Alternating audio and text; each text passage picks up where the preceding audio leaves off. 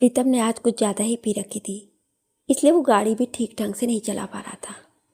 उसके दोस्तों रोशन और विक्रम ने उसके साथ मिलकर आज खूब जश्न मनाया था। रात के 12 बजे के बाद वो विक्रम के फार्म हाउस से गाड़ी लेकर निकला था। अभी वो अपने घर से काफ़ी दूरी पर था कि सड़क के बीचों बीच उसे कोई परछाई सी खड़ी दिखाई दी, जिसके हाथ में रिवॉल्वर लहरा रहा था। कुछ और करीब पहुंचने पर उसने देखा कि उस साये के मुंह पर एक काला नकाब था, जिससे केवल उसकी आंखें दिखाई दे रही थी। एक पल के लिए प्रीतम का सारा नशा हिरन हो गया, मगर अगले ही पल उसने गाड़ी की रफ्तार बढ़ा दी। साया फुर्ती से एक तरफ हट गया। कार स्पीड के साथ सड़क पर लहराई और कुछ दूर भागते हुए एक पेड़ से जा टकराई। प्रीतम की चीखें उस धमाके के शोर में दबकर रह गईं। अगले पल दृश्य यह था कि कार का अगला हिस्सा बुरी तरह क्षतिग्रस्त हो चुका था और कुछ पल के लिए बिल्कुल खामोशी छा गई थी। नकाबपोश भी हाथ में रिवॉल्वर लहराते हुए दुर्घटना वाले स्थान पर पहुंचा और उधर से होने वाली किसी प्रतिक्रिया का इंतजार करने लगा। कुछ समय बाद कार का अगला दरवाजा खुला और उसमें से लहूलुहान हालत में प्रीतम बाहर आ गिरा। वो बुरी तरह जख्मी हालत में था। बड़े सख्त जान हो यार, जो इतना भीषण एक्सीडेंट भी तुम्हें मार ना सका। नकाबपोश के मुंह से निकला, लगता है तुम्हारी मौत मेरी गोली से ही लिखी है। उसकी बात सुनकर प्रीतम की आंखें डर से फट पड़ी थी, मगर उसके होठों से आवाज नहीं निकल रही थी। नकाबपोश का रिवॉल्वर 2 बार गरजा। एक गोली उसके पेट में तथा दूसरी उसकी छाती को चीर गई। जब नकाबपोश को इत्मीनान हो गया कि वो मर चुका है, तो वो अंधेरे में कहीं गुम हो गया। क्या कह रहे हो तुम? हकला सा गया कमलजीत मल्होत्रा। किसी ने प्रीतम को मार डाला। दूसरी तरफ से फोन पर बोलने वाला विक्रम था। हाँ कमल, कल रात को मैं, प्रीतम और रोशन मेरे फार्म हाउस पर देर रात तक रुके थे। उसके बाद प्रीतम अपनी कार से घर की तरफ निकला था, मगर रास्ते में उसे किसी ने मार डाला। सुबह उसकी टूटी फूटी गाड़ी के पास उसकी छत बिछत लाश मिली। सुबह सुबह ही मिली। इस खबर ने कमल को हिलाकर रख दिया था। रोशन, विक्रम, प्रीतम और खुद वो स्कूल से लेकर कॉलेज तक साथ साथ ही पढ़े थे। चारों अब अपने अपने क्षेत्र में तरक्की कर रहे थे। कमलजीत का खुद भी अच्छा खासा बिजनेस था, जो उसे उसके पापा से विरासत में मिला था। सब कुछ ठीक ठाक चल रहा था, मगर आज इस घटना ने उसे विचलित कर दिया था। इस केस की जांच का जिम्मा इंस्पेक्टर अरुण भारद्वाज को दिया गया था। शुरुआत की जांच से पुलिस ये तय नहीं कर पाई थी कि प्रीतम की हत्या किसने और किस मकसद से की होगी, मगर प्रीतम के घर वालों को यह आश्वासन जरूर दिया गया था कि जल्दी ही हत्यारा कानून की गिरफ्त में होगा। पुलिस कमल, विक्रम और रोशन को बुलाकर पूछताछ कर रही थी, मगर पूछताछ का कोई खास फायदा फिलहाल होता दिखाई नहीं दे रहा था। दुश्मनी के एंगल से लेकर लेन देन और अफेयर आदि हर एक एंगल पर पुलिस जांच जारी थी। प्राइवेट डिटेक्टिव प्रशांत गौतम के फोन की घंटी लगातार बज रही थी। जब उसने फोन उठाया तो उधर से किसी औरत का स्वर उभरा। सर, क्या मैं डिटेक्टिव प्रशांत गौतम जी से बात कर रही हूँ? जी, इस समय आप प्रशांत गौतम से ही बात कर रही हैं। कहिए, क्या बात है? प्रशांत ने कहा। औरत ने पूछा, क्या आप इसी वक्त मेरे घर पर आ सकते हैं? घर बुलाने की वजह जान सकता हूँ? वो आपको घर आने पर ही पता चलेगा। आप मेरा पता नोट कर लीजिए। ये कहकर उस औरत ने प्रशांत गौतम के व्हाट्सएप पर अपने घर का पता सेंड कर दिया। कुछ देर बाद ही प्रशांत गौतम अपनी कार में सवार होकर उस पते पर पहुंच गए थे। काफी बड़ा और शानदार बंगला था वो, जो कमलजीत मल्होत्रा का ही था। फोन करने वाली उनकी पत्नी अंजलि थी। कुछ देर बाद ही प्रशांत और अंजलि आमने सामने बैठे थे। सुंदरता में किसी बॉलीवुड की हीरोइन से कम नहीं थी अंजलि। उसकी आंखों में भी एक विशेष चमक थी। हाँ तो मिसेज मल्होत्रा, बताइए, मैं आपकी क्या सहायता कर सकता हूँ? कुछ कहने के स्थान पर उसने एक कागज प्रशांत की तरफ बढ़ा दिया। प्रशांत ने उसे हाथ में लेकर देखा तो उस कागज पर कुछ टाइप किया हुआ था, जो इस प्रकार था। मेरी जिंदगी में अंधेरा करके आराम से सोने वाले दरिंदे, तुझसे तेरा चैन, तेरी खुशी सब कुछ छीन लूंगा। मैं उसके बाद जब तू अपने घुटनों पर आ जाएगा, तब अगर मुझे कुछ रहम आया तुझ पर, तो हो सकता है तुझे थोड़ी आसान मौत दे दूं, जैसे तुम्हारे दोस्त प्रीतम को दी है, तुम्हारा सबसे बड़ा दुश्मन। उस कागज पर इतना ही लिखा था। उस कागज के पुर्जे को पढ़कर प्रशांत बड़बड़ाया। ओ, तो परसों रात जो प्रीतम का मर्डर हुआ था, ये सब इसी 30 मार खां का किया धरा है। लगता है बंदे में दम है, तभी तो दूसरा कत्ल करने से पहले खुली चेतावनी दे रहा है, और वो भी कमलजीत मल्होत्रा जैसे बड़े आदमी को। लगता है तगड़ा मुकाबला होगा उसके और मेरे बीच में। ये कहकर पट्टे ने एक सिगरेट सुलगा ली और धुएं के छल्ले को हवा में उड़ाने लगा। कमलजीत मल्होत्रा के घर पर पुलिस इंस्पेक्टर अरुण भारद्वाज के साथ साथ डिटेक्टिव प्रशांत गौतम भी इस समय मौजूद थे। इस बात पर तो अब कोई शक नहीं रहा कि आपकी किसी से कोई दुश्मनी है, और वो भी बड़ी गहरी वाली, जो हत्यारे द्वारा इस छोड़े गए इस कागज से साबित हो जाती है। अब आप हमें ये बताइए कि आपको किसी पर कोई शक है, या फिर आपकी किसी से कोई पुरानी खानदानी दुश्मनी तो नहीं रही? इंस्पेक्टर अरुण के इस सवाल पर कमलजीत मल्होत्रा ने उसकी तरफ देखते हुए जवाब दिया, जहां तक मुझे याद पड़ता है, मेरी किसी से भी कोई दुश्मनी वगैरह नहीं रही है। आप अमीर बन जाइए, दुश्मन तो आपको खैरात में मिलेंगे। क्या ये बात नहीं सुनी है आपने? आपकी बात डिटेक्टिव प्रशांत गौतम ने बीच में डायलॉग मारा। आप ठीक ही तो कहते हैं प्रशांत जी, कामयाब इंसान के हजारों दुश्मन पैदा हो जाते हैं। कमलजीत मल्होत्रा ने प्रशांत की बात का समर्थन किया। एक बात और, ये कातिल जो कोई भी है, तुम्हारा बहुत करीबी भी हो सकता है। प्रशांत गौतम ने फिर से कहा। यह आप कैसे कह सकते हैं? इस बार इंस्पेक्टर अरुण ने सवाल उठाया। क्योंकि कोई करीबी ही इतनी हिम्मत कर सकता है कि आपके घर पर यह धमकी भरा पुर्जा छोड़ जाए।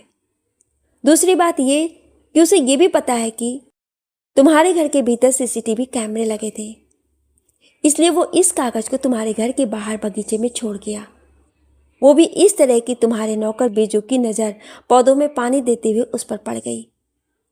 आखिरी बात ये कि प्रीतम को मारकर ही वो चुप नहीं बैठने वाला, उसका अगला निशाना तुम हो सकते हो। लेकिन एक बात मेरी समझ में अब तक नहीं आई प्रशांत, इंस्पेक्टर ने कहा, उसने प्रीतम को मारने से पहले कोई चेतावनी नहीं दी, मगर अब कमल को निशाना बनाने से पहले वो खुले आम चेतावनी दे रहा है। क्यों? क्या वो पागल है या फिर ओवर कॉन्फिडेंस? झमेला क्या है और उसके कत्ल करने की वजह क्या है? जब तक ये पता नहीं चल जाता, ये केस एक अंधेरी खाई की समान ही रहेगा। फिलहाल कमलजीत मल्होत्रा जी को पुलिस सुरक्षा मुहैया करवाए, प्रशांत गौतम ने सिगरेट सुलगाते हुए कहा, और इसके दोस्तों विक्रम और रोशन पर कड़ी नजर रखें। मैं अपनी तरफ से भी उन पर नजर रखूंगा। क्या तुम्हें मेरे दोस्तों पर भी शक है? प्रशांत की इस बात पर कमलजीत ने कुछ आश्चर्य सा व्यक्त किया। जी बिल्कुल, जब तक खूनी हमारी गिरफ्त में नहीं आ जाता, हर कोई हमारे शक के दायरे में रहेगा, धुआं छोड़ते हुए कहा उसने। यहां तक कि तुम्हारे घर में काम करने वाले नौकर भी। उसकी इस बात पर इंस्पेक्टर अरुण भारद्वाज की आंखें भी कुछ सोचने वाले अंदाज में सिकुड़ सी गईं। अंजलि जी, आपके पति कमलजीत हमसे कुछ छुपा रहे हैं, और वो सब छुपाना उन पर ही भारी पड़ने वाला है। मतलब क्या है आपका? कुछ डरते हुए से पूछा अंजलि ने। मतलब गंगा जल सा साफ है अंजलि जी, प्रशांत गौतम ने कहा। तुम्हारे पति का किसी से लफड़ा है, और वो लफड़ा इतना ज्यादा है कि इसमें उनकी जान भी दांव पर लग चुकी है, मगर वो हमसे ये सब शेयर नहीं करना चाहते हैं। अगर वो हमसे सब कुछ सच सच बता दें तो उनका दुश्मन हमारे सामने बेनकाब हो जाएगा। वैसे अगर आपको किसी पर कोई शक हो तो मुझे बता सकती हैं, या फिर कोई ऐसा अजीब वाकया जो आपको कुछ खटक गया हो। कुछ सोचते हुए कहा अंजलि ने। नहीं, ऐसा कोई अजीब वाकया तो नहीं हुआ कभी, लेकिन कोई ऐसा भी था जिसने मेरे ससुर जी को कभी खुलेआम धमकी दी थी, मगर वो तो बहुत पहले की बात है। अब तो मेरे ससुर भी इस दुनिया में नहीं रहे। अंजलि की इस बात पर कुछ चौंका प्रशांत। कौन था वो? मुझे पूरी बात बताइए। अंजलि ने बताया, मेरे पति कमलजीत मल्होत्रा के पिताजी केशव मल्होत्रा कभी रूपा नामक एक औरत के साथ रिलेशनशिप में थे, मगर रूपा और उनकी कभी शादी नहीं हो सकी थी, क्योंकि उन दोनों के बीच केशव के पिताजी दीवार बनकर खड़े हो गए थे, क्योंकि रूपा गरीब थी और दूसरी जाति से भी। तब केशव की शादी अंजना यानी कमल की मां से हो गई। उस समय रूपा के पेट में केशव मल्होत्रा का बच्चा भी पल रहा था। जब केशव ने उसे ठुकराकर अंजना से शादी कर ली, तब ऐसी ही हालत में वो इस शहर से चली गई, कहीं दूर सदा सदा के लिए। केशव मल्होत्रा ने उनको रुपए पैसे से सहायता देना चाहा तो उसने साफ इनकार कर दिया था और जाते जाते धमकी देकर गई थी कि वक्त आने पर वो इस खानदान की ईंट से ईंट बजा देगी। मगर कमलजीत मल्होत्रा ने तो इस बारे में मुझे कुछ नहीं बताया। प्रशांत ने कहा, कौन आदमी होगा जो अपने खानदान पर कीचड़ उछालने वाली बात बताना चाहेगा? अंजलि ने जवाब दिया। तो फिर आपने ये सब क्यों बताया? मेरा मानना है कि इन सब के पीछे रूपा या फिर उसकी औलाद का भी हाथ हो सकता है। अंजलि ने अपना नजरिया पेश किया। और अगर मैंने ये बात आपसे छुपाई तो इससे हमारा ही नुकसान होगा। अगर कातिल रूपा या उसकी औलाद में से कोई एक है तो फिर उसने कमलजीत के दोस्त प्रीतम को क्यों मारा? उसकी इस बात पर अंजलि कुछ नहीं कह सकी। उसकी दुश्मनी तो सिर्फ कमलजीत से ही थी। प्रशांत, गौतम ने अंजलि की आंखों में देखते हुए ये सवाल दागा। कई अनसुलझे सवाल हैं अंजलि जी, जो वक्त के गर्भ में छुपे हुए हैं और जिनको सामने लाने का काम ये नाचीज करेगा। अंजलि और कमल से बात करके प्रशांत के शक की सुई एक नहीं बल्कि कई लोगों पर घूम रही थी। शक के घेरे में कमल के दोस्त रोशन और विक्रम तो थे ही, साथ ही कमल के पिता केशव मल्होत्रा से कभी रिश्ता रखने वाली रूपा भी अब शामिल हो गई थी। उसने अंजलि मल्होत्रा से इजाजत ली और वहां से चल पड़ा। उसी शाम विक्रम के फार्म हाउस पर रोशन और विक्रम बैठे थे। उनके सामने मेज पर शराब की बोतल और कुछ खाने का सामान रखा था। पैक बनाते हुए कहा रोशन ने, साला, रातों रात इस शहर में कौन ऐसा दुश्मन पैदा हो गया जिसने प्रीतम को मार डाला और उसके बाद अब कमल को धमकी देने लगा है? प्रीतम का गेम ओवर करने के बाद भी तुमको ये सिर्फ धमकी ही लगती है? विक्रम ने अपना गिलास संभालते हुए कहा, अगर मौका मिला तो वो खूनी कमल का प्रीतम से भी बुरा हाल कर देगा। लेकिन साले की हिम्मत तो देखो, कुछ करने से पहले ही धमकी दे रहा है। और पुलिस की थ्योरी पर तो साला गुस्सा आता है मुझे, क्योंकि उसे लगता है कि हम दोनों भी खूनी हो सकते हैं। होने को तो कुछ भी हो सकता है विक्रम, रोशन ने दारू गटकते हुए कहा। क्या मतलब? विक्रम झुंझलाकर बोला, साले क्या बोल रहा था तू अभी? कहीं इन सबके पीछे तो तू ही तो नहीं है? वरना बता, उस दिन तेरे और मेरे सिवा कौन जानता था कि रात के 12 बजे के बाद प्रीतम यहां से निकला है? बेवजह दिमाग को तकलीफ मत दे तू।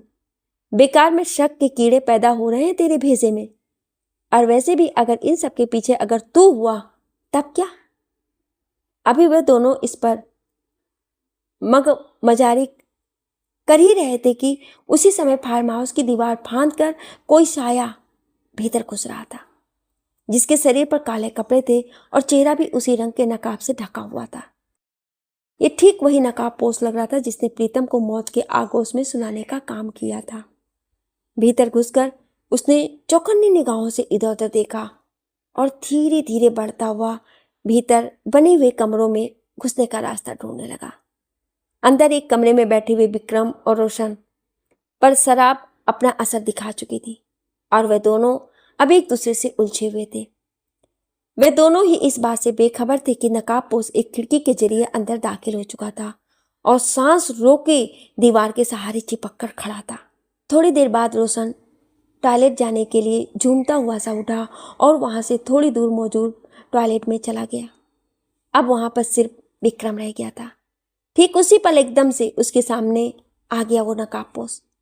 उसके हाथ में रिवॉल्वर लहरा रहा था और आंखों से जैसे चिंगारियां निकल रही थी। कौन हो तुम? हकला सा गया विक्रम। नकाबपोश के मुंह से गुर्राहट से निकली, वही जिसने प्रीतम को एमलोक पहुंचाया, और अब तुम्हारी बारी है। भय से कांप उठा विक्रम। मौत का डर उसकी आंखों में स्पष्ट देखा जा सकता था। मगर तुम हो कौन और मुझे क्यों मारना चाहते हो? मैंने तुम्हारा क्या बिगाड़ा है? विक्रम की इस बात पर दांत भींचकर गुर्राया वो। तूने वही किया है जो एक दरिंदा करता है, एक हैवान करता है।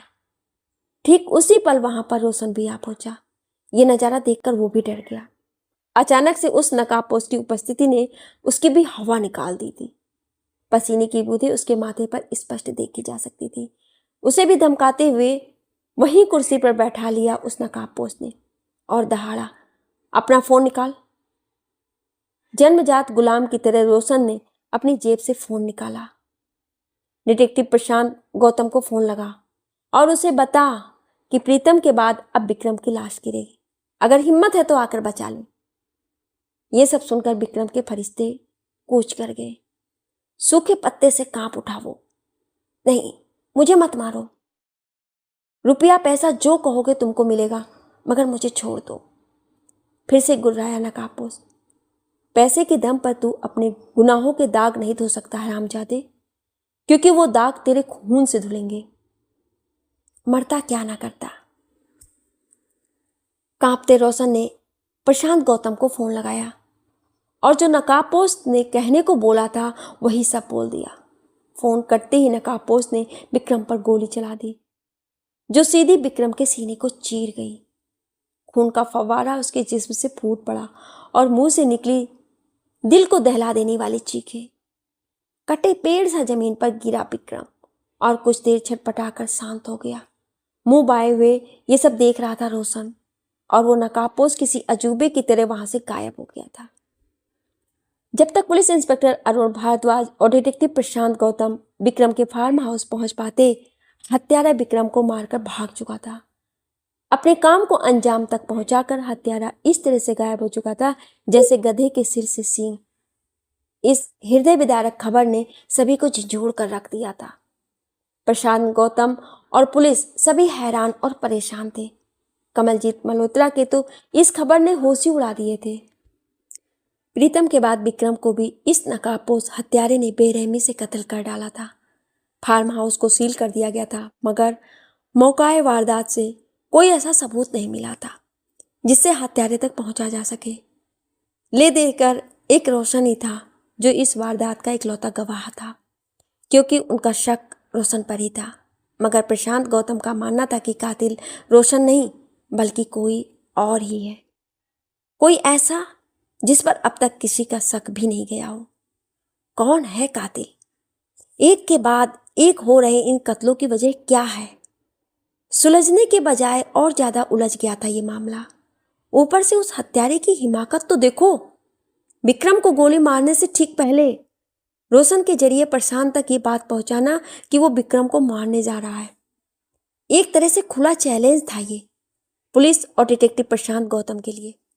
हत्यारा इतना चालाक था कि उसने कमलजीत मल्होत्रा को मारने की धमकी देकर विक्रम को मार डाला, जिसकी शायद किसी को भी उम्मीद नहीं रही होगी। कितना सुंदर जाल बुना था आपने। पहले प्रीतम को गोलियों से छलनी करके मार डाला, फिर खुद ही अपने घर पर धमकी भरा वो कागज रखा जिससे सबको ये लगे कि प्रीतम को मारने वाला हत्यारा अब आपको मारना चाहता है, मगर उससे अगले ही दिन खून हो जाता है विक्रम का। वाह, क्या खूब प्लान बनाया था आपने। शुरू से ही मुझे ये बात खटक रही थी कि हत्यारा यूं खुलेआम धमकी देकर जोखिम क्यों ले रहा है। अरुण भारद्वाज जी ने तो यहां तक कहा था कि हत्यारा पागल है या फिर ओवर कॉन्फिडेंस।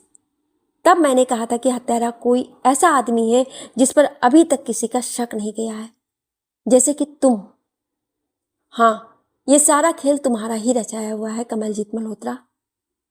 तुम ही हो इस खूनी खेल के सूत्रधार। डिटेक्टिव प्रशांत गौतम ने कमलजीत मल्होत्रा की तरफ उंगली उठाते हुए कहा। तुम्हारा दिमाग तो ठिकाने पे है ना डिटेक्टिव साहब? बीच में बोल उठी अंजलि। एक तो तुम कातिल को अभी तक पकड़ नहीं सके हो और ऊपर से मेरे दुखी और डरे हुए पति को और अधिक डरा रहे हो। वाह, बहुत बढ़िया। क्या इसीलिए ही मैंने आपको हायर किया था कि आप मेरे ही पति को खूनी और हत्यारा ठहरा दें? अगर शक ही करना है तो रूपा और उसकी औलाद पर करिए, या फिर इनके छोटे भाई अभय पर करिए, जो एक नशेड़ी और आवारा किस्म का आदमी है। अंजलि, इन सब के बीच में तुम अभय को क्यों घसीट रही हो? वो भले ही आवारा और शराबी हो, मगर वो किसी का खून क्यों करेगा? तुम ऐसा सोच भी कैसे सकती हो? झुंझलाकर कहा कमल ने। इंस्पेक्टर अरुण भारद्वाज ने उत्सुकतावश पूछा, अभय? ये अभय के बारे में तो आपने कुछ बताया नहीं अभी तक। ये तक नहीं बताया कि आपका कोई छोटा भाई भी है। क्यों?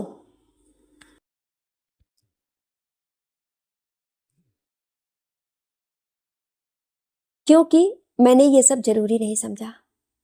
वैसे भी उसका इन सब से कोई लेना देना नहीं है। वो तो घर पर भी बहुत कमाता है। कमलजीत ने जैसे सफाई सी दी। किसका इस केस से क्या लेना देना है, ये सब हम तय करेंगे मिस्टर कमल, आप नहीं। इंस्पेक्टर ने कहा, आप हमसे छुपाते बहुत हो, कभी भाई के बारे में तो कभी रूपा के बारे में। वो तो भला हो मिसेज अंजलि का, जो कभी ना कभी थोड़ी थोड़ी जानकारी हमें मुहैया करा ही देती हैं। सिगरेट सुलगाते हुए प्रशांत ने कहा, हाँ तो कमल बाबू, जरा दर्शन तो कराइए आपके छोटे भाई अभय को। बुलाइए जरा उनको, जरा उनका भी एक इंटरव्यू हो ही जाए। कमल ने इधर उधर देखते हुए कहा, मुझे नहीं मालूम कि वो इस समय कहाँ होगा। कमाल है, आपको ये तक नहीं पता है कि आपका भाई इस वक्त कहाँ है। जवाब अंजलि ने दिया, वो इसी तरह कई कई दिनों तक घर से बाहर रहता है। कहाँ रहता है और क्या करता है, अब ये सब तो वही जाने। वो कब से घर नहीं आया, पिछले 4 या 5 दिनों से हमने उसकी सूरत तक नहीं देखी है। अभय पर हुए इस नए खुलासे ने प्रशांत को सोचने की एक नई दिशा दे दी।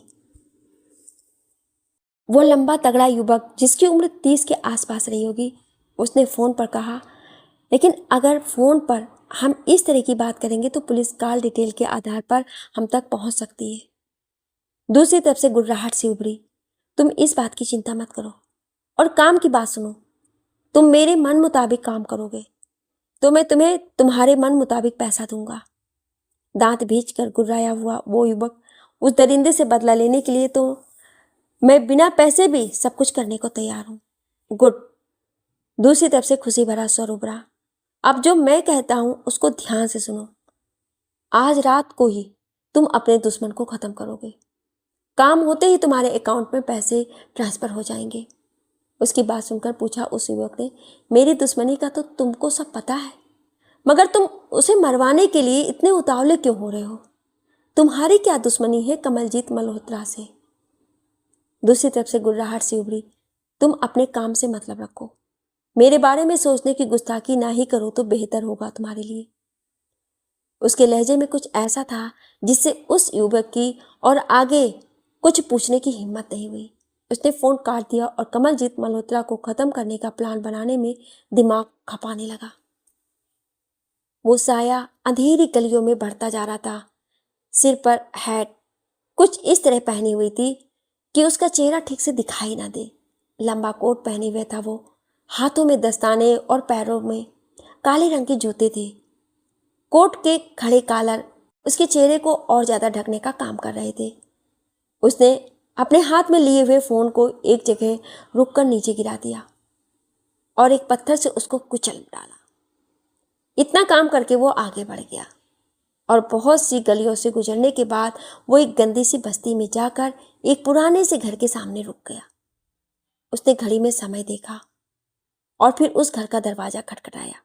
जब दरवाजा खुला तो सामने एक बिखरे बालों वाला युवक खड़ा था। उसने चुपचाप 2 फोन उस रहस्यमयी कोट वाले को पकड़ा दिए और कोट वाले ने बदले में उसको गुलाबी गुलाबी नोट पकड़ा दिए। पैसे देखकर उस फटे हाल युवक की आंखों में चमक उभरी। अब अपना काम निपटाकर वो कोर्ट वाला वहाँ से रवाना हो गया। ठीक 1 घंटे बाद उसने एक सुरक्षित स्थान पर जाकर एक फ़ोन मिलाया। इस केस को छोड़ दें प्रशांत बाबू, क्योंकि इंसान हाथ आ सकते हैं मगर छलावा कभी हाथ नहीं आता है। हंसा प्रशांत। ये तू नहीं, तेरा डर बोल रहा है। अगर इतना ही घमंड है तुझे खुद पर तो मुझसे डर क्यों रहा है? तू चाहे किसी भी बिल में छुपा बैठा हो, तुझे गर्दन से दबोच कर जल्दी ही बाहर लाऊंगा मैं। और अगर ऐसा ना कर सका तो जासूसी का धंधा ही छोड़ दूंगा। कोर्ट वाले ने कहा, फिर तो मुझे बड़ा अफसोस है प्रशांत बाबू कि जल्दी ही आप बेरोजगार होने वाले हो। अफसोस तो तुझे मुझसे पंगा लेकर होगा हत्यारे। समझ कि तेरी बर्बादी की उल्टी गिनती शुरू हो चुकी है। वाह, क्या फिल्मी डायलॉग मारते हो जासूस साहब। मगर अफसोस, तुम मुझे पकड़ना तो दूर, ये तक नहीं जान पाओगे कि यह कत्ल मैं क्यों कर रहा हूं। वजह तक नहीं जान पाओगे तुम। ज्यादा इतराने वाले ही कभी कभी ज्यादा बड़ी गलती करते हैं, और ऐसे ही तू भी करेगा। तू मेरी गलती का इंतजार कर, तब तक मैं अपना अगला शिकार करता हूं। सोच भी नहीं सकता कि तू मेरा अगला शिकार कौन होगा। ये कहकर फोन काट दिया उसने, और उस फोन का भी वही हश्र किया जो पहले वाले का किया था। सिम निकालकर तोड़ दी और फोन को भी तोड़कर वहीं फेंक दिया। जल्दी पता लगाओ कि ये फोन कहां से आया था। नंबर जिसके नाम पर है उसको घर से उठा लो। इंस्पेक्टर अरुण भारद्वाज ने अभी अभी प्रशांत गौतम के पास फोन करके वाले को धर दबोचने की पूरी तैयारी कर ली थी। जांच करने पे पता चला कि नंबर किसी मनोज चावला के नाम पर था, जो पास ही जनता कॉलोनी का रहने वाला था। 2 दिन पहले ही बस में सफर करते समय किसी ने उसका फोन चुरा लिया था, जिसकी रिपोर्ट उसने अगले दिन ही दर्ज करवा दी थी। इसका मतलब ये कि मुजरिम बड़ा शातिर था। फोन भी वो चोरी का इस्तेमाल करता था ताकि वो पकड़ा ना जा सके। अब वो नंबर भी स्विच ऑफ आ रहा था। एक बार फिर से खूनी तक पहुंचने का रास्ता बंद होता दिखाई दे रहा था। दिलचस्प बात यह थी कि पिछले कई दिनों से फोन चोरी की कई रिपोर्ट आसपास के विभिन्न थानों में दर्ज हुई थी। कमलजीत मल्होत्रा और उनकी पत्नी अंजलि अपने बेडरूम में सो रहे थे। कमरे में मध्यम प्रकाश फैला हुआ था। ठीक उसी समय उनके कमरे के ठीक पीछे मौजूद रेन वाटर पाइप के सहारे कोई साया ऊपर चढ़ रहा था। कुछ देर बाद ही वो रेंगते हुए खिड़की के पास पहुंच चुका था। उसने खिड़की को अंदर की तरफ धकेला तो वो खुलती चली गई। कुछ देर तक उस साए ने किसी आहट का इंतजार किया, और जब उसको यकीन हो गया कि उसका अंदर जाना बिल्कुल सेफ है तो वो खिड़की के सहारे अंदर घुस गया। उसके सामने ही कमलजीत मल्होत्रा और उसकी पत्नी सोए हुए थे। उसने अपनी जेब से रिवॉल्वर निकाला और कमलजीत पर तान दिया। ठीक उसी पल कमरा प्रकाश से नहा उठा और रिवॉल्वर धारी की पीठ पर किसी ने पीछे से रिवॉल्वर लगा दी और गुर्राया, तुम्हारा खेल खत्म हुआ हत्यारे। अपनी रिवॉल्वर फेंक कर हाथ ऊपर उठा लो। कमलजीत मल्होत्रा पर अपना रिवॉल्वर ताने हुए उस अनजान युवक को जब यह एहसास हो गया कि वो फंस चुका है तो उसने अपना रिवॉल्वर नीचे गिराने में ही भलाई समझी। अगले ही पल वो रिवॉल्वर को जमीन पर गिराकर अपने दोनों हाथों को ऊपर उठाए खड़ा था। उसके पीठ पर रिवॉल्वर लगाने वाला था डिटेक्टिव प्रशांत गौतम, और उससे थोड़ा पीछे खड़ा था इंस्पेक्टर अरुण भारद्वाज। सोने का नाटक करते हुए कमलजीत मल्होत्रा और उसकी बीवी अंजलि भी उठ गए थे। आज शिकारी खुद ही शिकार हो गया था। प्यारे लाल, जरा अपना थोबड़ा पीछे तो घुमाओ ताकि हम जान सके कि ये धमा चौकड़ी मचाने वाला मरदूद कौन है। प्रशांत गौतम के इतना कहते ही वो युवक पीछे पलटा और उसका चेहरा अब प्रशांत गौतम की तरफ था, मगर ये चेहरा प्रशांत गौतम और कमलजीत मल्होत्रा सबके लिए अनजान ही था। वे नहीं जानते थे कि रात के इस समय यूं घर में घुसकर उनको मारने की कोशिश करने वाला यह अनजान शख्स कौन है। बहुत घुमाया तूने पुलिस को, चल अब तुझे पुलिस की 3rd डिग्री का मजा चखाते हैं। ये कहते हुए उसका कॉलर पकड़ लिया इंस्पेक्टर अरुण भारद्वाज ने। उस रात थाने में उस हमलावर की जमकर खातिरदारी हुई। उसे मार मार कर चपड़गंजू बना दिया गया। टेप रिकॉर्डर की तरह बोलते हुए उसने बताना शुरू किया, मेरा नाम जगमोहन है और मैं दिल्ली का रहने वाला हूँ। मुझे कमलजीत मल्होत्रा का कत्ल करने के लिए मोटी रकम मिलने वाली थी, इसलिए मैं लालच में पड़ गया। मगर इससे पहले तूने विक्रम और रोशन को क्यों मारा? ये राज भी अब खोल दे, वरना मैं तेरे शरीर के सारे कलपुर्जे खोल दूंगा। इंस्पेक्टर अरुण ने जगमोहन के बाल पकड़कर गुस्से में कहा। मिमी आने लगा वो। उन दोनों को मैंने नहीं मारा सर। और किसने मारा? प्रशांत ने सिगरेट सुलगाते हुए सवाल किया। फिर मिमी आने लगा वो। मैं इस बारे में कुछ नहीं जानता। लगता है खातिरदारी में कुछ कमी रह गई है, इसे थोड़ा और बजाओ अरुण जी। प्रशांत के इतना ही कहते ही गिड़गिड़ाने लगा वो। नहीं, मुझे और मत मारना, मैं सब सच बताता हूं, लेकिन ज्यादा कुछ मैं भी नहीं जानता हूं। अबे तू जितना जानता है सब उगल दे। उसने बताना शुरू किया। मुझे एक रहस्यमयी नकाबपोश आदमी मिला था, जिसका चेहरा मैंने कभी नहीं देखा। वो कमलजीत मल्होत्रा का बहुत बड़ा दुश्मन है, मगर उसकी दुश्मनी क्या है और क्यों है ये मैं कभी नहीं जान पाया। उसने मुझे पैसों का लालच दिया और मैं कमलजीत को मारने के लिए तैयार हो गया। इससे पहले तूने कितने मर्डर किए हैं? दहाड़ा इंस्पेक्टर। सर, एक भी नहीं। वो मिमी आया। कमलजीत को क्यों मारना चाहता था तू? सिर्फ पैसों के लिए या और कोई वजह भी छिपी है? नहीं सर, कोई वजह नहीं है। अगर तूने कुछ भी छिपाया तो तेरा यही एनकाउंटर कर डालूंगा। और अगर सच सच बताया तो हो सकता है हम कुछ नरमी भी बरते और तुमको इन सब से साफ बाहर कर दे, क्योंकि तूने कत्ल किया तो नहीं है किसी का। इंस्पेक्टर की ये तरकीब कुछ काम कर गई। आपके उसने जो बताया उसे सुनकर इंस्पेक्टर अरुण और प्रशांत दोनों चौंक गए। उसने बताया कि वो रूपा का लड़का जगमोहन है, उसी रूपा का लड़का जो कभी कमलजीत मल्होत्रा के पिता केशव मल्होत्रा के साथ प्यार करती थी। उन दोनों के प्यार की निशानी था जगमोहन। मगर केशव मल्होत्रा ने रूपा को ठुकरा कर अंजना नामक लड़की से शादी कर ली थी, जिससे आगे चलकर कमलजीत का जन्म हुआ। रूपा ने जाते जाते केशव मल्होत्रा को बदले की धमकी दी थी। जगमोहन ने बताया कि अब उसकी माँ तो इस दुनिया में नहीं है, मगर मेरी माँ को बर्बाद और मुझे नाजायज का तमगा देने वाले मल्होत्रा खानदान को तबाह करने की आग हरदम मेरे सीने में जलती रहती थी। तब एक दिन किसी अनजान नंबर से मुझे एक फोन आया और उसने कहा कि हम दोनों का दुश्मन भी एक है और मकसद भी एक है, और वो है कमलजीत मल्होत्रा की बर्बादी और उसकी मौत। उसकी कही हुई हर बात को ध्यान से सुनते हुए पूछा प्रशांत ने, तेरी स्टोरी में कोई झोल है प्यारे? जैसे कि अगर प्रीतम और विक्रम को तूने नहीं मारा तो फिर किसने और क्यों मारा?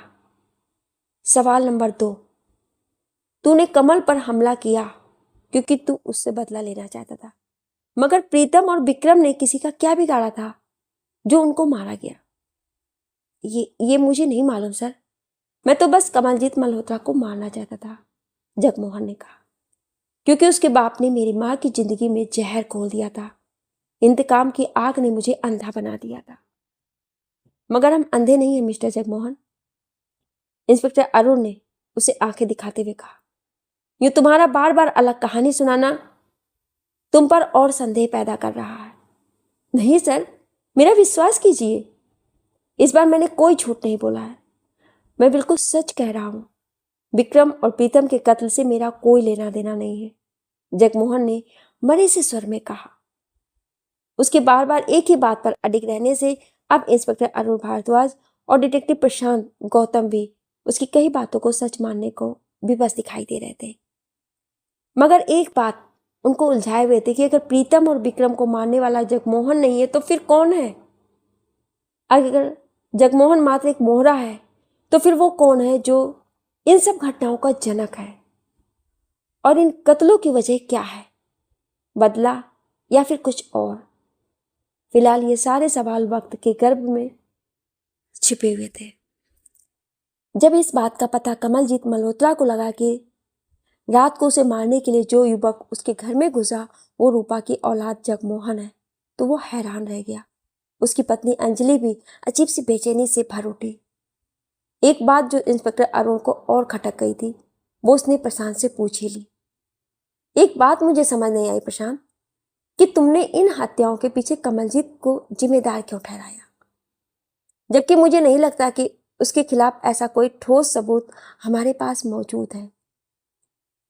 इंस्पेक्टर अरुण भारद्वाज के इस सवाल पर कहना शुरू किया प्रशांत ने। ऐसा करने के पीछे भी एक वजह थी सर। मुझे लग रहा था कि हमारी कही हुई हर एक बात को कोई उस खूनी तक पहुंचा रहा है, कोई ऐसा जो हमारे इर्द गिर्द रहकर भी हमारी नजरों में नहीं आ रहा था। इसलिए मैंने यूं ही कमलजीत मल्होत्रा पर ही इल्जाम लगाने का नाटक किया, ताकि खूनी समझे कि उस पर किसी को शक नहीं है और वह इस खुश फहमी में रहकर फिर से कोई शिकार करने की सोचे। यही हुआ भी और नतीजा आपके सामने है। शिकारी खुद शिकार हो गया। कई बार जब सफलता नहीं मिल रही हो तो हमें भी कुछ अलग करना पड़ता है अपराधी को फंसाने के लिए। इंस्पेक्टर अरुण भारद्वाज ने उसकी बात सुनकर उसकी तरफ ऐसे देखा जैसे वो कोई अचूपा हो, और वो पट्टा सिगरेट सुलगाकर किसी चिमनी की तरह धुआं छोड़ने में व्यस्त हो गया। कई दिनों के बाद कमलजीत मल्होत्रा अपने ऑफिस पहुंचा था, मगर किसी काम में उसका मन नहीं लग रहा था। पिछले दिनों घटी घटनाओं ने उसे परेशान कर दिया था। वो बार बार सोच रहा था कि उसके दोस्तों को मारने वाला और उस पर जगमोहन के द्वारा हमला कराने के पीछे आखिर है कौन।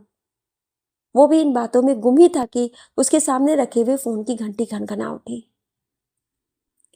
उसने फोन उठाया तो उधर से अंजलि का घबराया हुआ स्वर उसके कानों में पड़ा। कमल, कोई मेरा पीछा कर रहा है, मुझे बहुत डर लग रहा है, वो मुझे भी मार डालेगा। उसकी बात सुनकर डर से बौखला सा गया कमलजीत। ये क्या कह रही हो तुम अंजलि? कौन तुम्हारा पीछा कर रहा है? तुम इस समय कहाँ हो? मैं इस समय होटल ब्लू स्टार के सामने से अपनी कार से गुजर रही हूँ और मेरे ठीक पीछे एक सफेद रंग की गाड़ी लगी हुई है। मुझे बहुत डर। अंजलि की बात अधूरी रहेगी क्योंकि फोन कट गया था। कमलजीत मल्होत्रा के माथे पे चिंता की लकीरें साफ देखी जा सकती थी। क्या अंजलि का पीछा भी वही कर रहा है जिसने रोशन और विक्रम को मारा है? क्या वो दरिंदा मेरी अंजलि को भी मुझसे छीन लेगा? नहीं, मैं ऐसा नहीं होने दूंगा। उसने पुलिस इंस्पेक्टर अरुण भारद्वाज को फोन मिलाया और अभी घटी इस घटना के बारे में बताकर तुरंत सहायता मांगी। वो खुद भी अपने ऑफिस से बाहर भागा। उसकी यह हालत देखकर ऑफिस का सारा स्टाफ हैरान परेशान सा हो गया था, मगर कुछ पूछने की हिम्मत किसी में नहीं थी। अंजलि के बताए हुए पते पर पुलिस इंस्पेक्टर अरुण भारद्वाज जल्दी ही दल बल के साथ पहुंच चुका थे, मगर उसको वहां पर अंजलि की खाली कार के सिवा और कुछ नहीं मिला। पुलिस ने जांच की तो कुछ सामान गाड़ी से बरामद हुआ जो शायद अंजलि ने बाजार से खरीदा होगा। आसपास के लोगों से पूछताछ करने पर भी कोई जानकारी प्राप्त नहीं हो सकी थी। ये सब देखकर कमलजीत मल्होत्रा जैसे पगला सा हो गया था। वो खूनी मेरी अंजलि को भी मार डालेगा इंस्पेक्टर, वो किसी भी तरह बचाइए उसे प्लीज। ठीक उसी समय कमलजीत मल्होत्रा का फोन बज उठा। उधर से एक गुर्राहट सी उभरी। मैं अभय बोल रहा हूं।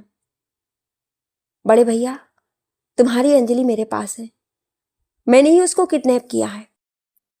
ये सब सुनकर कमल को जैसे अपने कानों पर विश्वास ही नहीं हो रहा था। उसकी खुद के भाई ने ही अंजलि को किडनैप किया, मगर क्यों?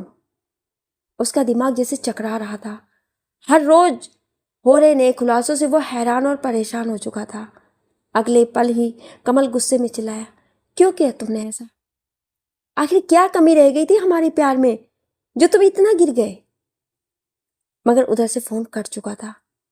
कमल हेलो हेलो चिल्लाता रह गया। प्रशांत, गौतम और इंस्पेक्टर भी इस नए खुलासे से हैरान हो गए थे। किसे पता था कि इन सबके पीछे अभय हो सकता है? रिलैक्स मिस्टर कमल, प्रशांत गौतम ने यह कहकर उसके कंधे पर हाथ रखा। कैसे रहूं रिलैक्स मैं जब मेरी अंजलि की जान खतरे में है? कमल ने दुख और गुस्से से कहा। जिसका अपना सगा भाई ही धोखेबाज और फरेबी निकले, वो कैसे रह सकता है रिलैक्स?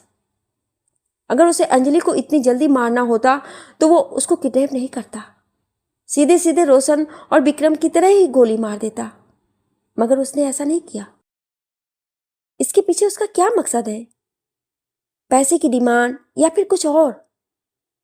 यह हमें जल्दी ही पता चल जाएगा जब वो हमें दोबारा फोन करेगा। प्रशांत की इस बात पर पूछा इंस्पेक्टर ने। आप ये कैसे कह सकते हैं कि अंजलि का किडनैपर फिर से फोन करेगा ही? क्योंकि हालात चीख चीख कर कह रहे हैं कि यही होने वाला है। चलिए तब तक हम उस हत्यारे को दबोचने की कोई रणनीति बनाते हैं। प्रशांत गौतम ने इंस्पेक्टर अरुण भारद्वाज को वहां से चलने का इशारा किया। घर पहुंचने पर एक और हैरानी भरा वाकया घट चुका था। जैसे ही कमलजीत ने घर के अंदर कदम रखा तो वो यूं चौंक पड़ा जैसे उसने अपनी आंखों के सामने ताजमहल देख लिया। हैरानी से मुंह बाए वो देख रहा था कि सामने सोफे पर उसका छोटा भाई अभय बैठा था। सारे जमाने की हैरत इस समय कमल के दिलो दिमाग पर काबिज हो गई थी। अचानक ही चिल्लाया वो, नीच हत्यारे, अपनी ही भाभी को गायब करके ऐसा बैठा है जैसे तुझे कुछ पता ही ना हो। अभय कमलजीत की तरफ बढ़ा। भैया मेरी बात। मगर उसकी बात अधूरी रहेगी क्योंकि गुस्से से सुलग रहे कमल का जोरदार थप्पड़ उसके गाल पर पड़ा। कमीने, आज तुझे अपना भाई कहते हुए भी शर्म आ रही है मुझे। बोल, तूने किस बात का बदला लिया है मुझसे? यह कहकर उसने अभय का कॉलर पकड़कर उसे झिंझोड़ दिया। मैंने कुछ नहीं किया भैया, मैं बिल्कुल बेकसूर हूं। ठहर जा कमीने, तू ऐसा नहीं मानेगा। यह कहकर उसने अपने नौकर रामदीन को बुलाया और पुलिस को वहां बुलाने के लिए फोन करवाया। कुछ समय बाद ही पुलिस इंस्पेक्टर अरुण भारद्वाज और डिटेक्टिव प्रशांत गौतम वहां पधार चुके थे। पहले फोन करके खुद ये बताना कि उसने ही अंजलि को किडनैप किया है और उसके बाद भी घर पर आ जाना, ये सब देखकर पुलिस और प्रशांत दोनों हैरान रह गए थे। प्रशांत ने अभय के चेहरे को गौर से देखते हुए कहा, भांग चढ़ा रखी है या होश में हो मियां?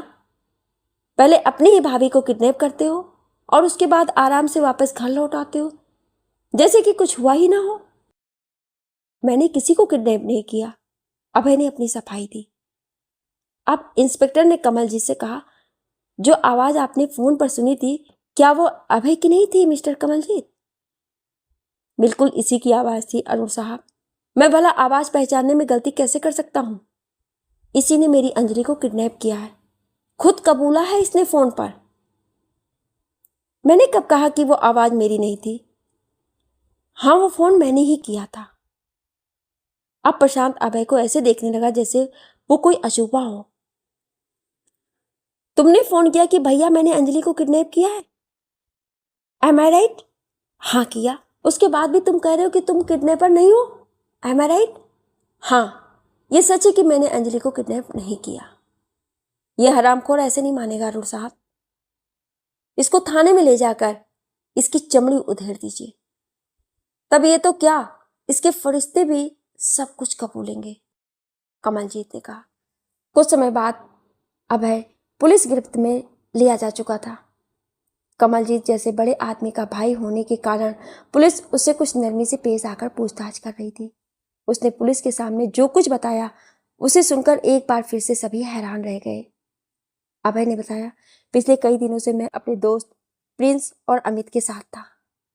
हम सब प्रिंस के घर पर रुके थे जहां वो अकेला ही रहता था। कल शाम को जब मैं वापस घर आ रहा था तो किसी ने रास्ते में मेरी बाइक के साथ जानबूझकर अपनी कार भिड़ा दी। जब मैंने उनको भला बुरा कहा तो उन्होंने मुझको ही पीटना शुरू कर दिया। संख्या में वे 2 लोग थे और उन्होंने पुलिस ड्रेस पहन रखी थी। जबरदस्ती कर उन्होंने मुझे गाड़ी में बिठा लिया और कहा कि चल तुझे थाने में निपटते हैं। मगर मुझे बाद में पता चला कि कोई पुलिस वाले नहीं थे बल्कि अपराधी किस्म के आदमी थे।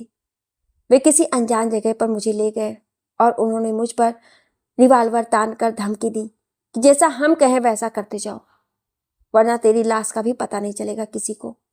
मैं बहुत डर गया था। उसके बाद उन्होंने मुझे ये फोन दिया और कहा कि कमलजीत मल्होत्रा को वो सब बोलो जो हम कहें। उसके बाद ही मैंने वो सब भाभी की किडनैप वाली बात बोली थी। इतनी देर से चुपचाप अभय की स्टोरी सुन रहे इंस्पेक्टर अरुण भारद्वाज और प्रशांत गौतम समझ नहीं पा रहे थे कि यह सब मामला आखिर है क्या। हम कैसे यकीन कर ले कि तुम जो कह रहे हो वो सब सही है? कैसे मान ले कि तुम बेकसूर हो? प्रशांत ने उसकी तरफ देखते हुए पूछा। मेरा यकीन करिए सर, मैं बिल्कुल सच कह रहा हूं। मैं मानता हूं कि मैं नशा करता हूं, एक अच्छा लड़का नहीं हूं, मगर मैं अपराधी नहीं हूं। पिछले 3-4 दिनों से जो आदमी गायब है और उस दौरान 2-2 खून हो जाते हैं, उसके भाई पर हमला हो जाता है, भाभी का अपहरण हो जाता है और फोन करके जो खुद कबूल करता है कि हाँ मैं ही हूं अपनी भाभी को किडनैप करने वाला, मगर उसके बाद आश्चर्यजनक रूप से वो वापस घर लौट आता है और एक नई कहानी सुनाता है, जिस कहानी में खुद पीड़ित होता है। वाह क्या बात है, मान गए तुम्हारी कुटिल चाल को। एक झटके में सब खत्म। उसके बाद करोड़ों की दौलत के इकलौते मालिक होगे तुम। प्रशांत के ये सब कहते ही चिल्लाने लगा, भाई ये सब झूठ है, बिल्कुल झूठ। मेरा यकीन कीजिए, मेरा इन सब में कोई हाथ नहीं है। असली मुजरिम को पकड़िए और मेरी भाभी को बचा लीजिए।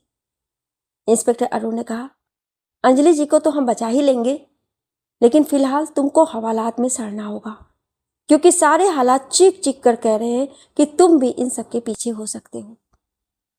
बेचैन कमलजीत मल्होत्रा इधर से उधर टहल रहा था कि तभी उसके फोन की घंटी बजी। उधर से एक गुर्राहट सी उभरी। बहुत बेचैन है अपनी बीवी से मिलने के लिए? कौन हो तुम? मैं कौन हूं ये तुम्हें जल्द ही मालूम हो जाएगा। फिलहाल वो करो जो मैं कहता हूं। अभी इसी वक्त तुम प्रताप चौक पर पहुंचो, अकेले। अगर उस डिटेक्टिव प्रशांत गौतम या फिर पुलिस को कुछ भी बताया तो तुम्हारी प्यारी बीबी की लाश मिलेगी, वो भी टुकड़ों में। ये सुनकर अंदर तक दहल गया कमलजीत। फोन कट गया था। कमलजीत जानता था कि अगर उसने ये सब पुलिस और प्रशांत से छुपाया तो उसकी बीबी के साथ साथ वो भी उस हत्यारे के हत्थे चढ़ जाएगा। वो दोनों ही मारे जाएंगे। अंजलि को किडनैप करने की वजह अब उसकी समझ में आ रही थी। मुजरिम जानता था कि मुझ तक पहुंचने का रास्ता अब आसान नहीं रहा है, इसलिए उसने अंजलि को मोहरा बनाकर मुझे खत्म करने की साजिश रची है। उसने एक पल भी गवाए बिना पुलिस को सूचित कर दिया। इंस्पेक्टर अरुण ने कमल को प्रताप चौक पहुंचने को कहा और खुद भी 2 सिपाहियों समेत सादे कपड़ों में वहां के लिए रवाना हो गया। कमलजीत की गाड़ी भी प्रताप चौक की तरफ चल दी। पुलिस इंस्पेक्टर अरुण पहले ही वहां पहुंचकर मोर्चा संभाल चुका था। अभी कमल रास्ते में ही था कि उसने फोन की घंटी दोबारा बजी। दूसरी तरफ वही गुर्राहट उभरी। तुम्हें प्रताप चौक नहीं बल्कि शहर से बाहर की तरफ जंगल वाली सड़क पर चलते जाना है। कहीं रास्ते में ही मेरा आदमी तुमको मिल जाएगा, वहीं रुकने का इशारा करेगा। उसके साथी दिमाग पर कमल हैरान रह गया। उसने दोबारा पुलिस को कोई जानकारी नहीं दी, ये सोचकर कि उसके हर कदम की खबर उस शैतान को लग जाती है। अगर मेरे कारण अंजलि की जान खतरे में पड़ी तो मैं खुद को कभी माफ नहीं कर पाऊंगा। और यू टर्न लेकर गाड़ी उस जगह पर दौड़ा दी जिस तरफ उसे जाने को कहा गया था। उसी समय कमलजीत मल्होत्रा की कार से थोड़ी दूरी पर एक बाइक सवार उसका पीछा कर रहा था। जब उसने कमलजीत को यू टर्न लेकर मुड़ते हुए देखा तो उसने फौरन अपना फोन निकाला और अपने बॉस प्रशांत गौतम के नंबर पर मिलाया। पुलिस प्रताप चौक पर काफी देर तक घात लगाए बैठी रही, मगर वहां ना तो कमल आया ना ही कोई और। बड़बड़ा उठा इंस्पेक्टर अरुण भारद्वाज, लगता है फिर से हमें धोखा दे गया। कमबख्त आदमी है या चलता फिरता शैतानी छाया। उधर ठीक उसी समय प्रशांत गौतम के खबरी ने उसे जो खबर दी उसे सुनकर वो उछल पड़ा। जियो मेरे लाल, कर दिया तूने कमाल। उसने अपनी रिवॉल्वर जेब में रखी और इंस्पेक्टर अरुण भारद्वाज को फोन मिलाकर कहा, सर जल्दी से अपना लाव लश्कर तैयार कर लीजिए, हमको एक धावा बोलना है। उसके बाद वह इंस्पेक्टर को कुछ बताने लगा। कमलजीत मल्होत्रा उस रहस्यमय हत्यारे के निर्देशों पर चलते हुए जंगल की तरफ जाती हुई सड़क पर पहुंच गया था। अभी उसकी कार मुश्किल से 5 या 7 मिनट जंगल में चली थी कि एक जगह पर सड़क के किनारे खड़े एक आदमी ने उसको रुकने का इशारा किया। गाड़ी से नीचे उतरा कमलजीत उस आदमी ने उसकी पूरी तलाशी लेने के बाद अपने पीछे चलने का इशारा किया। थोड़ी दूरी पर एक जगह पर ही उस आदमी की कार खड़ी थी। दोनों उसमें सवार हो गए और कार हवा से बातें करती हुई अपनी मंजिल की तरफ बढ़ चली। करीब 15 मिनट तक लगातार चलते रहने के बाद वे अब घने जंगल में पहुंच चुके थे, जहां चारों तरफ खामोशी पसरी हुई थी। उसी जंगल में एक टूटी फूटी खंडहर नुमा हो चुकी इमारत में वो आदमी कमलजीत मल्होत्रा के साथ घुसता चला गया। अंदर एक अंधेरे से कमरे में उसे एक साया नजर आया जिसके चेहरे पर नकाब था, जिससे उसकी आंखें चमक रही थीं। कमलजीत को देखकर वो गुर्राहट भरे स्वर में बोला, आखिर तुम आ ही गए। कितना इंतजार था मुझे इस पल का। उसकी बात अनसुना करते हुए पूछा कमल ने, मेरी अंजलि कहाँ है? मुझे उससे अभी मिलना है। हाँ क्यों नहीं, जरूर मिलवाया जाएगा तुमको उससे। मरने वाले की आखिरी इच्छा पूरी ना करे, अब ऐसे भी जल्लाद नहीं हैं हम। उसकी बात पर एकाएक ही गुस्से से भभक सा उठा कमलजीत। मेरे दो दो बेगुनाह दोस्तों को बेरहमी से मौत की घाट उतारने वाला तू जल्लाद नहीं तो और फिर क्या है? व्यंग्यात्मक अंदाज में मुस्कुराया नकाबपोश। बेगुनाह, और वो भी विक्रम और प्रीतम? क्या उनका काला अध्याय तुम सच में भूल चुके हो, या फिर भूलने का नाटक कर रहे हो? भूल गए तुम देहरादून में घटी हुई वो भयानक रात, जब तुम और तुम्हारे वो बेगुनाह दोस्त किसी की जिंदगी में जहर घोल गए थे। किसी की हंसती खेलती जिंदगी को नेस्त नाबूद करने वाले अगर बेगुनाह हैं तो फिर मैं तो खुद को संत ही मानता हूं। उसकी इस बात पर वहां मौजूद 4-5 किराए के गुंडे हंस पड़े, जबकि नकाबपोश द्वारा कही गई ये बातें सुनकर कमलजीत मल्होत्रा सन्न सा रह गया था। कुछ पिछली बातें उसकी आंखों के सामने चलचित्र की भांति घूम रही थी। हैरत से वो नकाबपोश को देख रहा था। कौन हो तुम, और ये सब कैसे जानते हो? बताऊंगा तुझे, सब कुछ बताऊंगा, मगर अब जो कुछ तू देखे और सुनेगा उसके लिए अपने इस मक्कार दिल को कड़ा कर ले, क्योंकि ये सब देख और सुनकर कहीं तुझे हार्ट अटैक ही ना आ जाए और मेरा तुझे अपने हाथों से मारने का सपना कहीं अधूरा न रह जाए। उस रहस्यमय नकाबपोश द्वारा कही बातें जैसे कमलजीत के मस्तिष्क में धमाके से कर रही थी। वो गहरी सोच में डूबकर जैसे और सब कुछ भूल गया था। न जाने वो और कितने समय तक यूं ही खोया रहता अगर उसके कानों में अंजलि का स्वर ना पड़ा होता। कमल। अपनी प्रिय पत्नी की आवाज सुनकर वो जैसे किसी नींद से जागा हो। उसने जब आवाज की दिशा में देखा तो अंजलि के ऊपर रिवाल्वर ताने वही रहस्यमय नकाबपोश खड़ा था। डर से अंजलि का चेहरा सफेद सा पड़ गया था। गुर्राता हुआ कहा नकाबपोश ने, अगर अपनी बीवी को सही सलामत देखना चाहते हो तो आज से 4 साल पहले घटी उस घटना का एक एक घिनौना सच आज अपने मुंह से यहां बक, ताकि तेरी सच्चाई सबके सामने आ सके। लोग जान सके कि इस सफेद पोस्ट बिजनेस मैन के सफेद कपड़े किसी खून से रंगे हुए हैं। हाँ, एक बात का ध्यान जरूर रखना, वहां तुमने कोई बात छुपाई या झूठ बोला और यहां तेरी इस सुंदर बेबी की लाश गिरी। चल अब शुरू हो जा। मरता क्या ना करता। कमलजीत ने अब सब कुछ सच सच बताने का निर्णय कर लिया था। तारीख तो मुझे ठीक से याद नहीं है, मगर इतना जरूर याद है कि वो अक्टूबर का महीना था। मैं और मेरे दोनों दोस्त प्रीतम और विक्रम देहरादून स्थित मेरे बंगले पर ठहरे हुए थे। रोशन किसी वजह से हमारे साथ नहीं जा पाया था।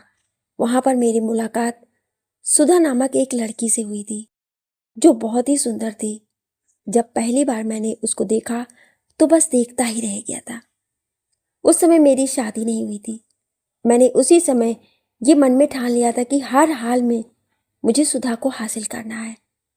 मैंने एक दिन रिक्वेस्ट करके बहाने से उसे अपने बंगले पर बुला लिया और उसके सामने अपने प्यार का इजहार किया, मगर उसने ये कहकर इनकार कर दिया कि वो किसी और से मोहब्बत करती है।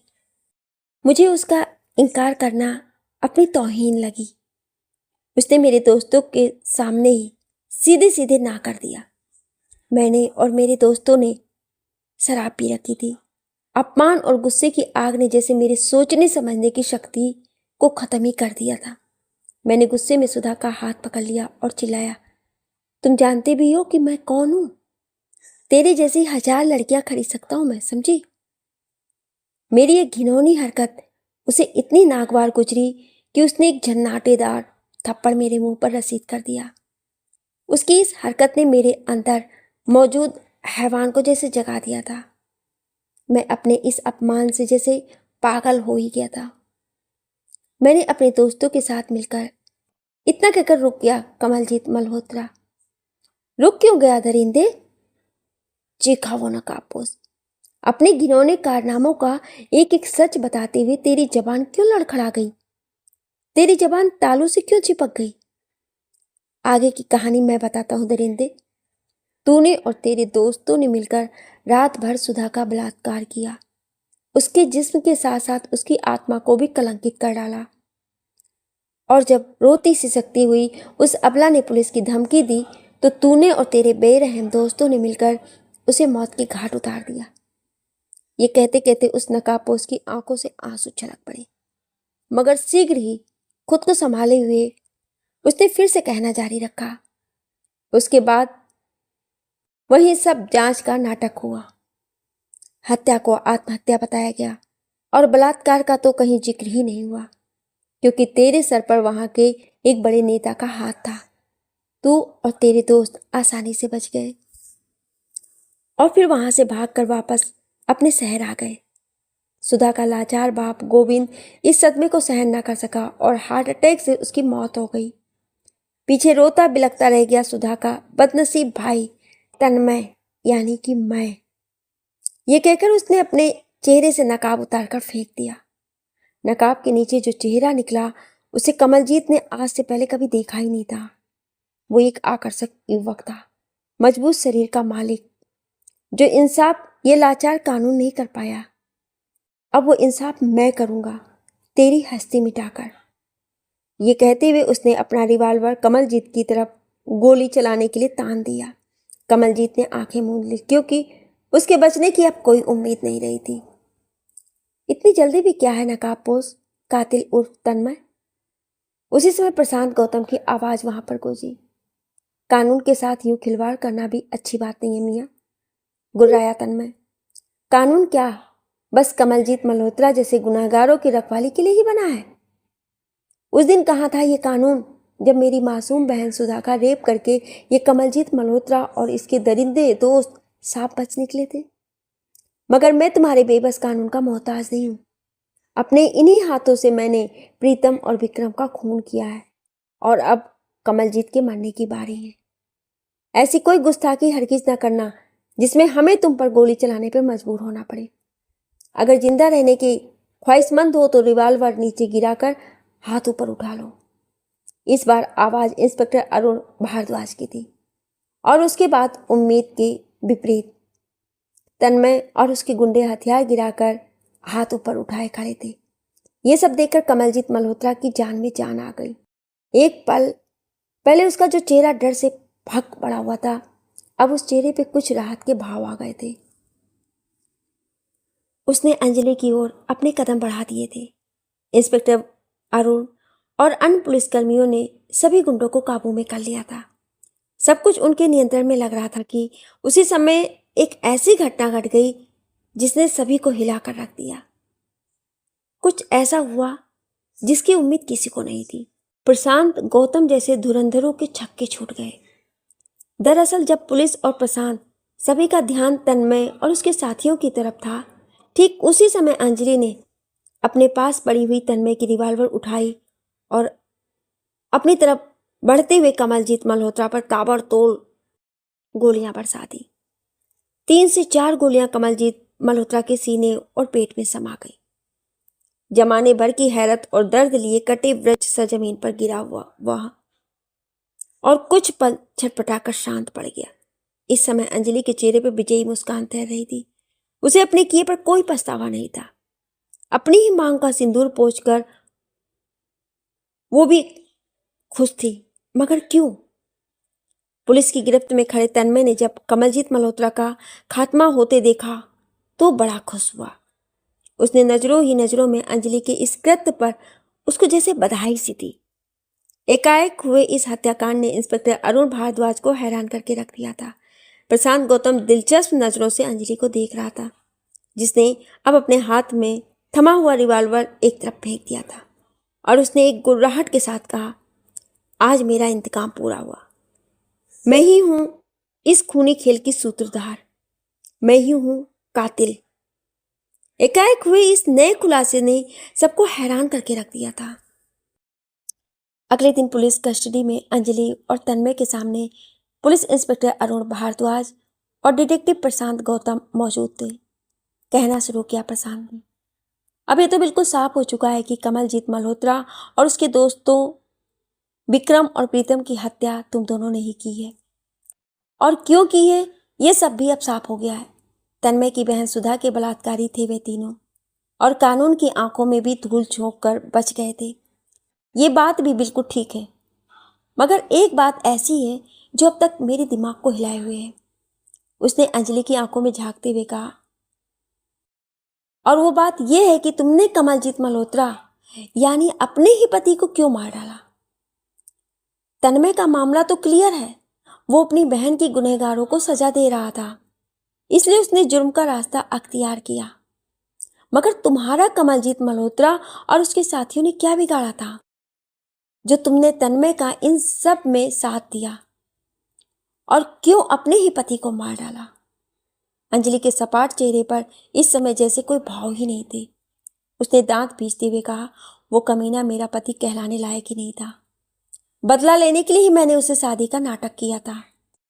और तुम जानना चाहते हो कि मैंने इन सब में तन्मय का साथ क्यों दिया? तो सुनो, जिस परिवार ने मुझ जैसी अनाथ लड़की को सड़क से उठाकर अपनाया, तन्मय के पिता गोविंद ने मुझे अपनी दूसरी बेटी मानकर पाला पोसा। सुधा ने मुझे अपनी छोटी बहन नहीं बल्कि अपनी बेटी की तरह प्यार दिया। उसी सुधा को कमलजीत मल्होत्रा और उसके दरिंदे दोस्तों ने नोच खचोट कर मार डाला। मेरे पिता समान गोविंद इस सदमे से चल बसे। एक बार फिर से मैं अनाथ हो गई थी। ये सब कहते कहते अंजलि की आंखें आंसुओं से भर गई थी। मैंने उसी दिन कसम खाई थी कि अपने परिवार की बर्बादी का बदला हर हाल में लूंगी।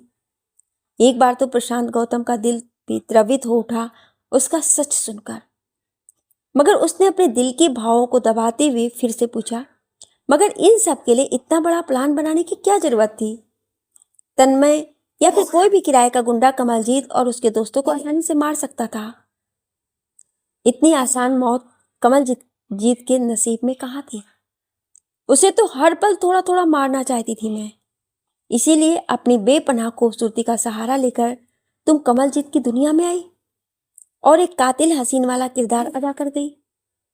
जगमोहन और अभय के नाम पर भी हमें खूब उलझाया गया। और सबसे दिलचस्प बात तो ये रही कि खुद सारे खेल की रचयिता होते हुए भी तुमने ही मुझे कमलजीत के दुश्मन को ढूंढने के लिए हायर किया। क्यों? इसके दो फायदे थे, अंजलि ने कहा। पहला तो ये कि मुझ पर किसी का आसानी से शक नहीं जाता। दूसरा ये कि तुम्हारी हर गतिविधि की खबर मुझको लग जाती थी और फिर मैं और तन्मय आगे की रणनीति बनाते थे।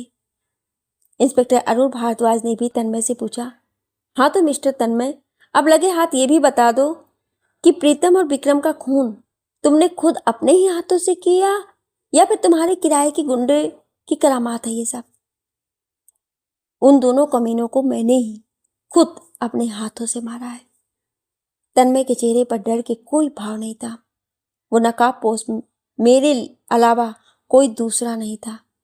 हाँ, मैंने समय समय पर किराए के आदमियों का भी सहारा लिया, जैसे कि चोरी के फोन लाने के लिए, जिससे कि तुम आसानी से पुलिस की पकड़ में नहीं आ सको। बात प्रशांत ने पूरी की। इस्तेमाल करने के बाद फोन को तोड़ देते थे तुम। सब कुछ कितनी चालाकी से किया था तुमने, मगर अफसोस मुजरिम कितना भी चालाक क्यों ना हो, एक न एक दिन कानून के शिकंजे में उसे छटपटाना ही पड़ता है। चलो, अब मैं भी ये बता ही देता हूं कि तुम्हारी इतनी चालाकी के बाद भी तुम हमारी पकड़ में कैसे आ गए। तो सुनो, मुझे बहुत पहले से ही अंजलि पर भी शक होने लगा था।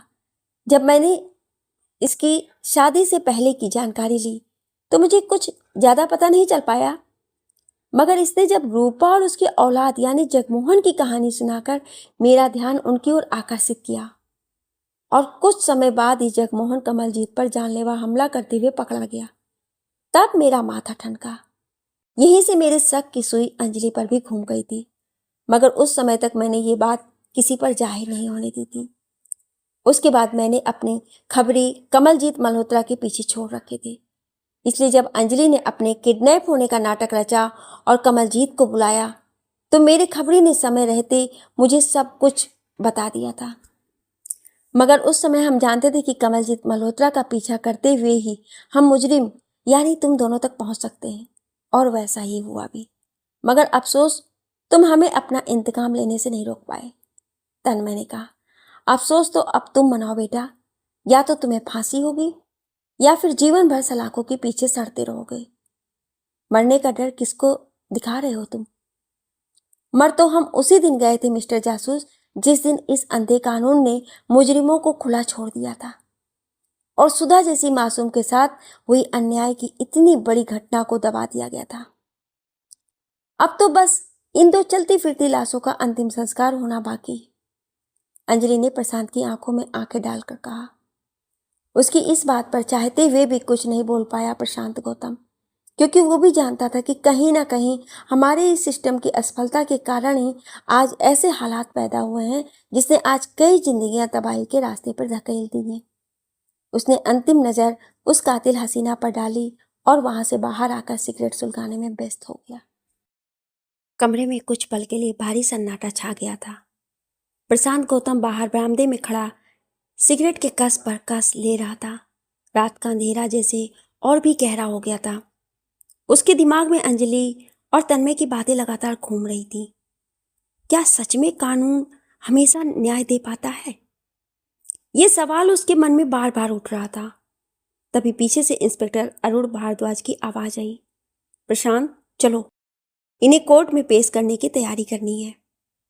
प्रशांत ने सिगरेट जमीन पर फेंक कर जूते से मसल दी और धीमे स्वर में बोला, हाँ सर, कानून का काम कानून करेगा। 2 दिन बाद पूरा शहर इस केस की चर्चा से गूंज रहा था। कातिल हसीना और नकाबपोश बदला लेने वाला भाई, यही नाम अखबारों की सुर्खियां बने हुए थे। कोर्ट के बाहर मीडिया की भीड़ लगी हुई थी। पुलिस की गाड़ी से जब अंजलि और तन्मय को उतारा गया तो दोनों के चेहरे पर ना कोई डर था ना पछतावा। तन्मय ने एक बार अंजलि की ओर देखा। अंजलि ने हल्की सी मुस्कान के साथ कहा, हमने जो किया अपने परिवार के लिए किया। तन्मय बोला, हाँ, अब जो होगा देखा जाएगा। कई महीनों तक केस चलता रहा। सबूत साफ थे। तीनों हत्याओं की जिम्मेदारी तन्मय और अंजलि पर साबित हो चुकी थी। अंत में जज ने फैसला सुनाया। तन्मय को 2 हत्याओं के अपराध में फांसी की सजा और अंजलि को अपने पति की हत्या और षड्यंत्र के अपराध में उम्र कैद। कोर्ट में कुछ पल के लिए सन्नाटा छा गया। जज ने हथौड़ा बजाया, ऑर्डर ऑर्डर। फैसले के बाद जेल में अंजलि और तन्मय की आखिरी मुलाकात करवाई गई। लोहे की सलाखों के बीच खड़े तन्मय ने धीरे से कहा, काश उस दिन सुधा के साथ वो सब ना हुआ होता। अंजलि की आंखों में आंसू आ गए। तो आज हम भी सामान्य जिंदगी जी रहे होते। तन्मय हल्का सा मुस्कुराया, कम से कम हमने उसे इंसाफ तो दिलाया। अंजलि ने सर झुका लिया। कुछ दिन बाद एक सुबह जेल की दीवारों के भीतर सब कुछ शांत था। तन्मय को फांसी दे दी गई थी। उधर महिला बैरक में बैठी अंजलि आसमान की तरफ देख रही थी। उसकी आंखों से 2 आंसू ढलक पड़े। वो बुदबुदाई, सुधा दीदी, आपका बदला पूरा हो गया। शहर के बाहर उसी जंगल के रास्ते पर हवा सरसराती हुई गुजर रही थी। जहां कभी वो खंडहर था, वहीं अब पुलिस की पीली पट्टी लगी हुई थी। डिटेक्टिव प्रशांत गौतम अपनी गाड़ी के पास खड़ा उस खंडहर को देख रहा था। उसने धीरे से कहा, कभी कभी अपराधी पैदा नहीं होते, उन्हें हालात और अन्याय बना देती है। उसने गाड़ी स्टार्ट की और धीरे धीरे वो सड़क के मोड़ के पीछे गायब हो गया। पीछे रह गई सिर्फ एक कहानी, एक कातिल हसीना की जिसने अपने परिवार के लिए दुनिया से लड़ाई लड़ ली। तो दोस्तों, आज की हमारी ये कहानी कैसी लगी कमेंट बॉक्स में जरूर बताएं। पसंद आई हो तो प्लीज़ लाइक करना और ऐसी ही कहानी सुनने के लिए हमारे चैनल को सब्सक्राइब करें। मिलते हैं अगली कहानी के साथ। Thank you.